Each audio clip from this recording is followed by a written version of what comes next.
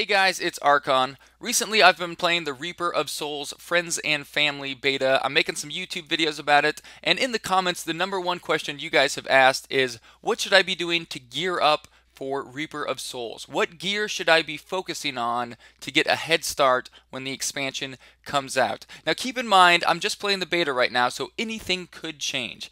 But from what I've seen so far, it's not going to matter too much.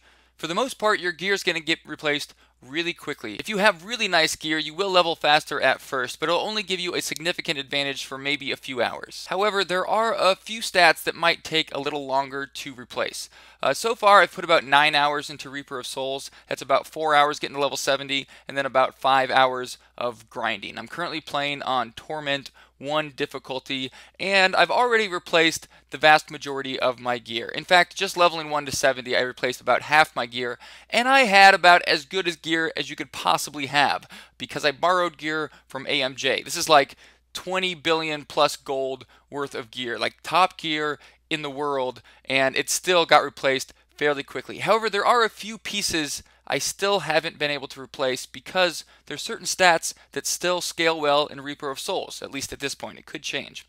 But those stats are the percentage-based stats. So trifecta stats, attack speed, crit chance, crit damage, and life percent. All those stats are going to multiply those big numbers you're getting from Reaper of Souls, like those big int, strength, vit numbers that you're getting from Reaper of Souls. And also, even though, of course, those stats exist in Reaper of Souls, they don't go any higher. In fact, it looks like, at least with the current build, you can only get about 8% attack speed, and on current items in vanilla D3, you can get 9%.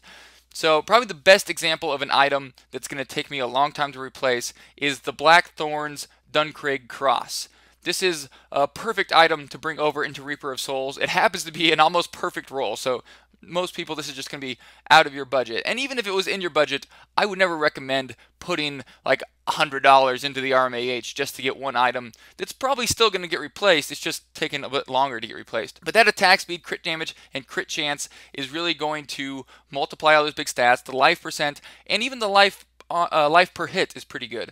Although life per hit isn't nearly as effective in Reaper of Souls as it is in vanilla, the life per hit numbers don't get much higher. I haven't seen any life per hit numbers above 900, so 466 life per hit still going to be helpful. It's really hard to find healing in Reaper of Souls. So if you have items like that, you might want to hold on to them.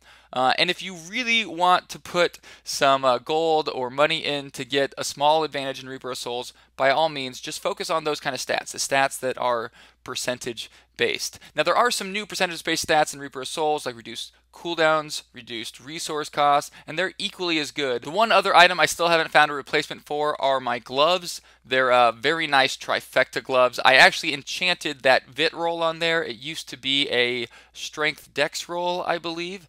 So I got 204 vit from the enchantress. But again, those trifecta stats still scale well in Reaper of Souls for the time being.